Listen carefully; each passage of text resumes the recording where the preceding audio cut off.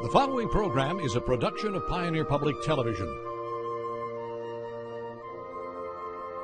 This program on Pioneer Public Television is funded by the Minnesota Arts and Cultural Heritage Fund, with money from the vote of the people of Minnesota on November 4, 2008. Additional support provided by Mark and Margaret Yekel Julien in honor of Shalom Hill Farm, a nonprofit rural education retreat center in a beautiful prairie setting near Windham in southwestern Minnesota. ShalomHillFarm.org. The Arrowwood Resort and Conference Center, your ideal choice for Minnesota resorts offering luxury townhomes, 18 holes of golf, Darling Reflection Spa, Big Splash Water Park, and much more. Alexandria, Minnesota, a relaxing vacation or great location for an event. Explore alex.com. Easy to get to, hard to leave.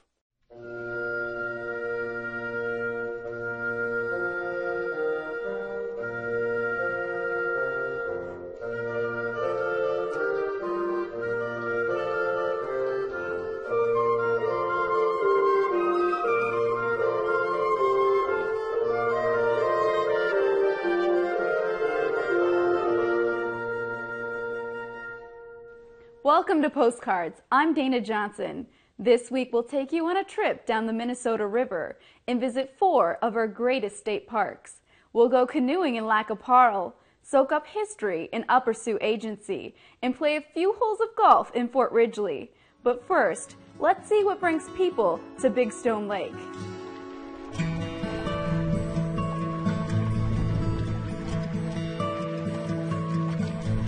Out on the edge of the prairie, there's something Joanne Svensson wants you to see. I enjoy the solitude. I enjoy the fact that I can come here, whether on the hillside or on the trails, on the lake shore, and I can get an idea of what it must have been like for people to come to this area 200 years ago and just see these vast carpets of grass with no other person in sight. We've got a lot more trees now, obviously, than we did 200 years ago, but you can get just a glimmer of what that life must have been looked like, just the vast expanse of prairie, and the sounds that you can hear, the wind coming through the grasses like it is today, the lake, the running water, the creeks and the streams. It's like a very faded snapshot of life on the prairie 200 or, when the pioneers first came, and even earlier than that. Big Stone Lake State Park sits nestled deep in the heart of the prairie, a green and pleasant diversion from the grass and croplands on all sides. 7 miles north of Ortonville on Highway 7, it is 1,000 acres of trees and prairie. So the story of the hillside begins about 12,000 years ago, at the end of the last ice age, when we had Glacial Lake Agassiz just to the west, stretching 1,000 miles into Canada, and we had Glacial River Warren, which drained the lake and went through the Minnesota River Valley. Big Stone Lake is kind of the remnant of that Glacial River Warren, and it kind of carved the whole Minnesota River Valley stretching out to St. Paul. Big Stone Lake has been a destination for thousands of years. Some of the oldest human remains in North America have been found on its shores. We don't know for sure, but it's entirely possible that what has drawn the crowds has always been the fishing. Besides the geology of the park, another really cool thing is the lake itself. It's 26 miles long, and the park rests right on the shoreline of the park.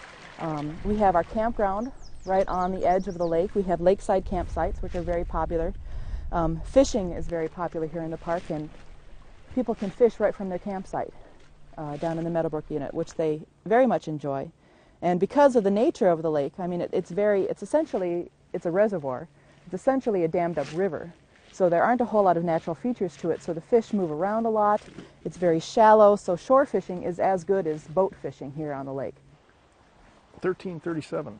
Chris Domeyer of the Minnesota DNR knows a lot about fishing.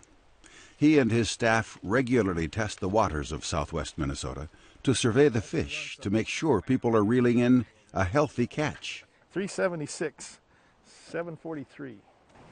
Big Stone Lake, I've been out here about 20 years now. Since I've been here, this has always been a pretty darn good walleye lake to fish walleye in. It's been probably the primary species sought by anglers out here. This is a walleye out of Big Stone Lake. If you guessed, you'd always guess it too big, right? It's about 17.5-inch walleye, about 1.5 pounds. Nice healthy fish. You can see it's got a nice sized stomach on it, nice and chunky look to it. The last 5 to 10 years, though, we've seen a shift. We've seen more perch out here now. We see a lot of people fishing yellow perch in this lake. It's a really good yellow perch lake. The perch population right now is tremendous in the lake. And also in the last 10 years, we've seen white bass, which had kind of been gone during the 90s. They've come back and their numbers have expanded. So there's a really quality white bass fishery in this lake also. 380. The park is a haven for fishermen, but fish aren't the only valuable catch. One of the great partnerships that we have here at the park is with the Bonanza Education Center. The building used to be the interpretive center for the park, but that stopped being the interpretive center, and the school groups got together and say, wouldn't this be a wonderful environmental learning center? So since 1993, it's been run as the environmental learning center for the county, essentially. All the school districts in the county every year send all of their elementary school kids to the learning center to learn about nature, to learn about how to be good stewards of the land, to learn about how beautiful our natural world is. And I think it's the only county in the state that can claim that all of its elementary school students go to a state park every year. So that's pretty awesome.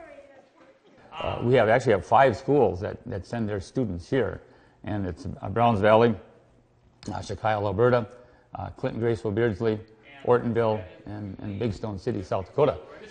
And they contact me, and then I will meet a class or classes, and then it's my job to develop a day of outdoor activity for them. The neat thing about this park is it's got 3 habitats that bump into each other here.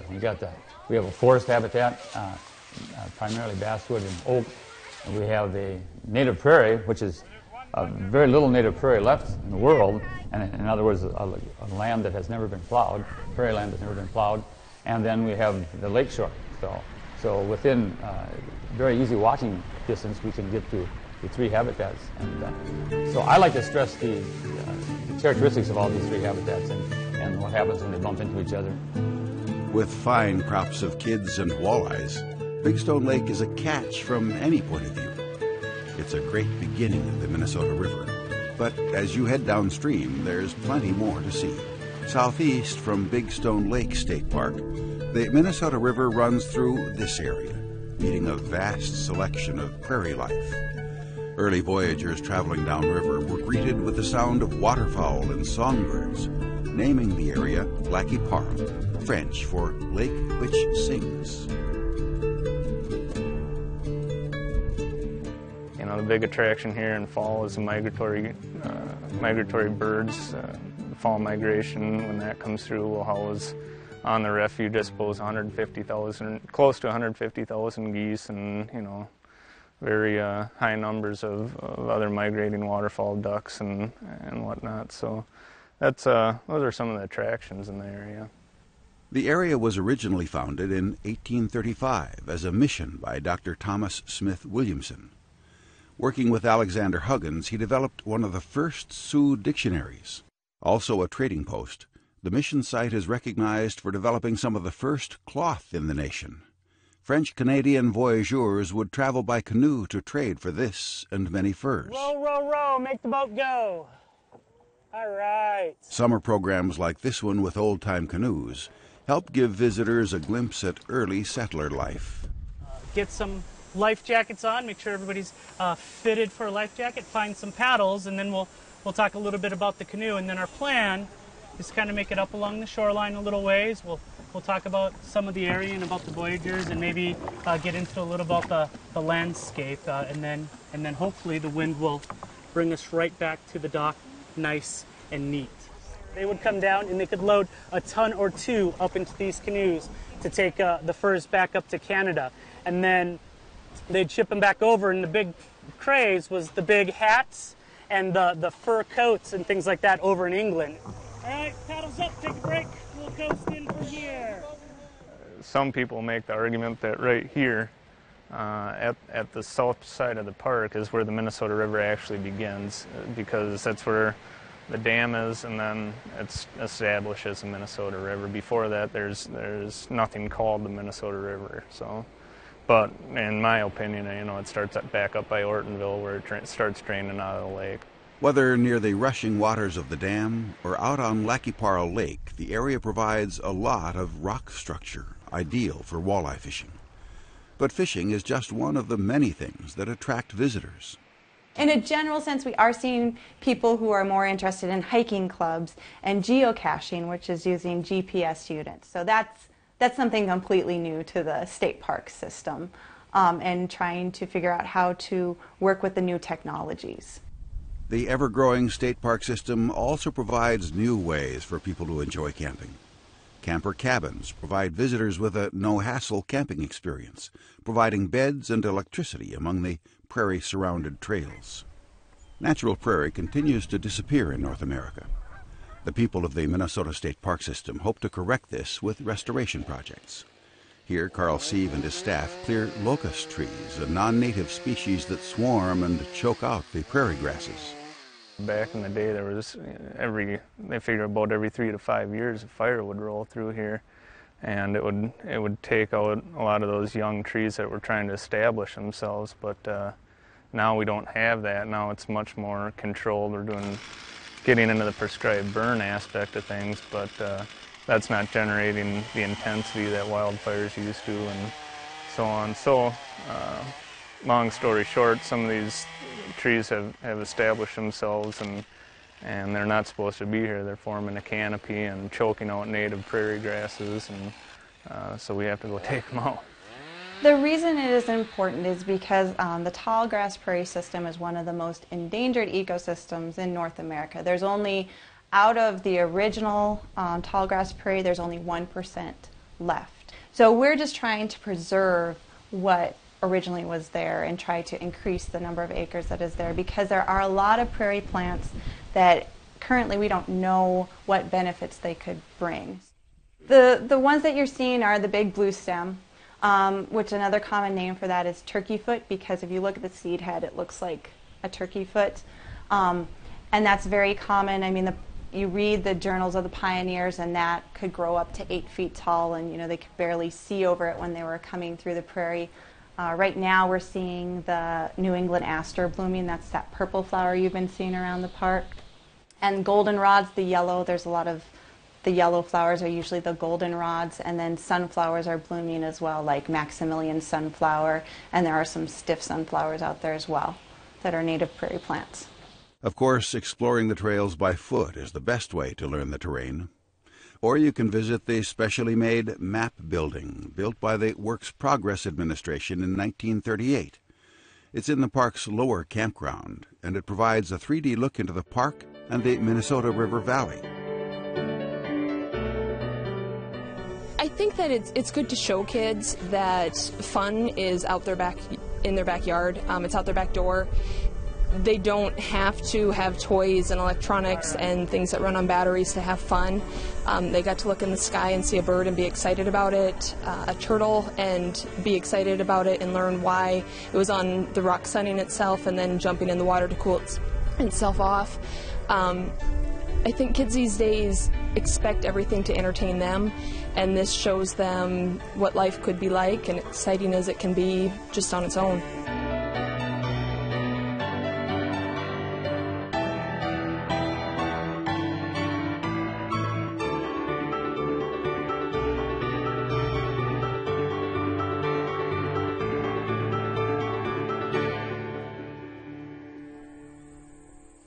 Upper Sioux Agency State Park began as the Yellow Medicine Agency in the 1850s, a site for teaching local Dakota people to become self-sufficient farmers.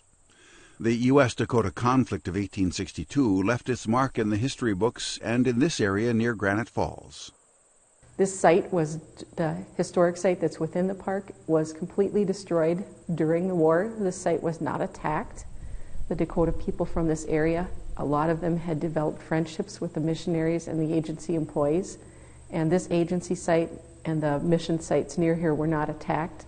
the Dakota people actually from this area helped the agency employees and missionaries to escape.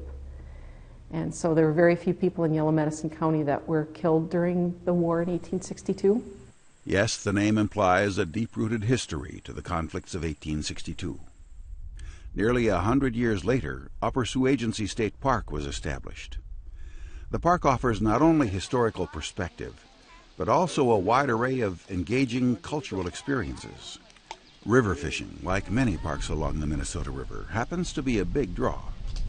And those folks will come from different states to the Minnesota River to look for the largest one I've seen is a 53-pound flathead catfish come out of this river. And so that's a pretty common occurrence here to see large catfish coming out of this river. A lot of them are catch and release, and they're still there for you to catch. Like the camper cabins in other parks, Upper Sioux Agency State Park has some unique camping options as well for the less traditional camper. We're the only place in the state park system that rents teepees for people to stay in. And our teepees, as of last year, have fully painted liners. They have designs inside that people can enjoy. Well, the Girl Scouts are really into state parks and, of course, our Girl Scout camps. Here, obviously, we camped in teepees where you wouldn't otherwise find teepees available, so that was really different for the girls. Upper Sioux Agency State Park also provides one of the largest horse rider campgrounds in the state park system, something Wanda Hansen and her friends know well since they come to ride the trails every chance they get. Well, the trails are so nice because they're wide enough for even buggies if they want to come here, and yet narrow enough and challenging enough for anybody to ride. And the beauty of it is so pretty down here. And the camping facilities are awesome because the camping here is just very nice. It's a beautiful campground. To be honest, this is one of my favorite parks that I've been to so far because it has such a variety of geology. And for example, there's the bluffs on either side that are created by the Yellow Medicine River and the Minnesota River. I like to send people to the west end, to the bluff, because it's a place where you can first of all, enjoy scenery, a vista. You can look up the Yellow Medicine River Valley, and it's untouched up there. You can't see a house, a power line. And so you can hear the river down below you gurgling. And if you drop down over the edge of the hill onto one of the remnant prairies, you can step back in time like it was, 200 years ago, and lay down in the grasses and look at the sky with the clouds in it and not hear the highway. So that's why I recommend people go there. It's beautiful. And it's drawing younger people like Darcy Hilder's Girl Scouts to learn geocaching, a hide-and-seek style game using handheld GPS devices. Upper Sioux is among the parks designated as geocaching demo parks. So for today, we did the geocaching class, and we're able to do that with a large group of kids where we wouldn't have access to that equipment and that knowledge. It's called the Geocaching Wildlife Safari, and every state park in the system has its own critter card, and I'm not going to tell you what our critter card is because people like to have that as a surprise. But in the final cache for the Wildlife Safari, you'll find our park's critter card, and every single state park has their own series of caches so that you can enjoy every park and look for that. Well, kids nowadays, of course, they want to sit on the computer at home or play their PS2. So if you hand them their little GPS unit, they're good to go. They're happy. And by having them look for something, that keeps them very interested. We're all inside twiddling our thumbs on joysticks. And even a lot of these parents went when they were younger and now feel the urge to take their children outside and show them how cool this area is. So you can kind of feed it through. Brent Garricky works with the I Can Camp program, a statewide DNR effort intended to increase interest in the outdoors. And once they learn that camping isn't just coming to your site and sitting around and doing nothing, we have how many miles of hiking trails, we have the canoeing, we have bird watching kits that people loan out, we have stargazing kits that people use. Once they realize that there's other things to do when they go camping, it brings them back. There's an old Chinese proverb that sometimes we use with the I Can Camp program that tells as to why you should participate as you come out and give it a shot. because there's thousands upon thousands of websites that you could go to for camping instruction. But as this proverb says, tell me, and I might forget. Show me, and I may remember. Involve me, and I'll understand. Among the first state parks established in Minnesota, Fort Ridgely State Park has a strong connection with the conflicts of 1862. The historic Fort Ridgely, built in 1853, was established to protect early settlers and did so during the U.S.-Dakota conflict. It was such a crucial time in Minnesota history when the conflict between the natives who were here and the white folks coming in, and how they all valued that same land, and just but the cultures clashed, and this was kind of that focal point of it. And yeah, it's humbling and yet exciting to be on a site that was that important to that many people and that diverse group of people that was here at that time. The land was purchased by the state in 1896, and a memorial was erected to commemorate those who defended the fort. Plans then went into the works to make the land a public park. And then over a period of years, the group kept working. Their first goal was to make this a national park. When that failed, they went and actually to the legislature and eventually got designation as a Minnesota State Park in 1911. So in 2011, we will be 100 years old. The fourth state park to be added to the Minnesota State Park system, Fort Ridgely has seen many visitors. Its many activities and varieties of terrain allow for all types of recreation.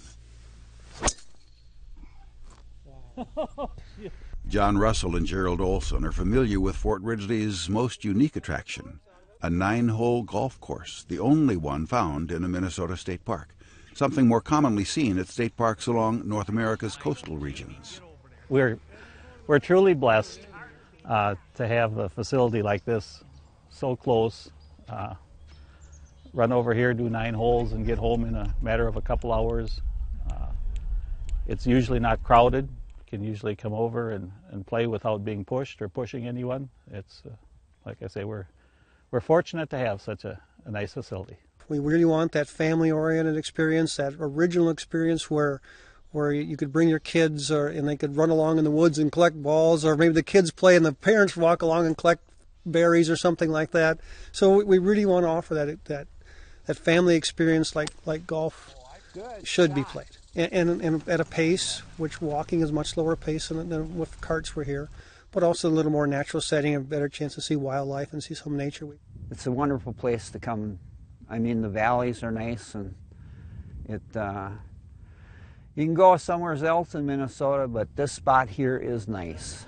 The golf course was built in 1927 using sand greens, a common construction method at the time because of low water supplies. But in 1988 we converted from sand, which was kept playable, by waste oil. And of course spreading waste oil on the ground was just not the thing to be doing for an environmental agency. It was wrong. With the help of local community support, the golf course was rebuilt in 2005, bringing water from the Minnesota River to power irrigation, and changing the course layout helped provide the optimal golf experience for casual players. You're going over ravines and seeing lots of wildlife, and it's a few mosquitoes here and there, but other than the mosquitoes, it's a wonderful way to get some exercise. I've played a lot of other courses around the New Ulm area, and maybe 7 or 8, and this is pretty good. I mean, the grass on the greens is really great. Oh, just missed that, baby. I love it. I wouldn't, I don't like going anywhere else than here.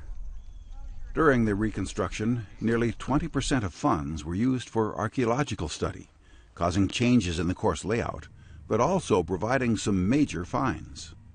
As they were doing the investigation, they came across a rock, and which not unusual to find fire-cracked rock that were used to house a fire in prehistoric times.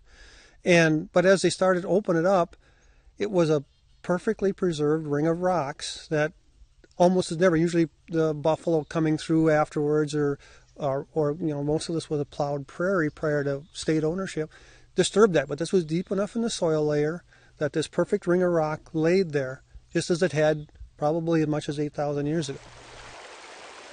But just something to say, think about the same thing that are bringing us here today brought people here 5, 6, 7, 8,000 years ago. It's kind of neat to think that you're just a caretaker for something that people cherished long before we were here. There's an interpretive trail that's in the planning process that will come out of that, will interpret or will include some of the information found in our archaeological investigation and take people on a walking trail with probably something you can download onto your iPod and walk the trail, and it will tell you the story as you go to the different spots. Adjacent to that, people come and still feel like it's maybe that traditional setting where people would come to picnic, where it's really kind of something that's dying out in a lot of state parks. So we're seeing that, and then of course our historic site visitors. It's a park for everybody because you've got the golfing, you've got the trails for horses, people come in here with trailers and that, camping. It's quite an all-around park.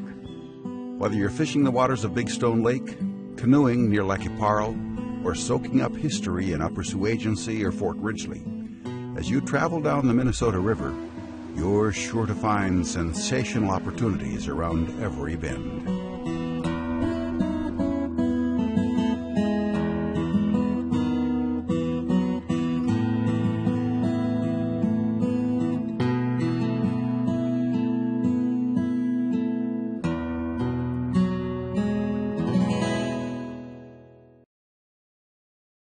Thanks again for joining us on our trip down the Minnesota River. If you'd like more information about today's episode, go to our website. Thanks again, and we'll see you next week on Postcards. This program on Pioneer Public Television is funded by the Minnesota Arts and Cultural Heritage Fund, with money from the vote of the people of Minnesota on November 4, 2008. Additional support provided by Mark and Margaret Yekel-Julien in honor of Shalom Hill Farm, a nonprofit rural education retreat center in a beautiful prairie setting near Windham in southwestern Minnesota. ShalomHillFarm.org. The Arrowwood Resort and Conference Center, your ideal choice for Minnesota resorts offering luxury townhomes, 18 holes of golf, Darling Reflection Spa, Big Splash Water Park, and much more. Alexandria, Minnesota, a relaxing vacation or great location for an event. Explore alex.com. Easy to get to, hard to leave.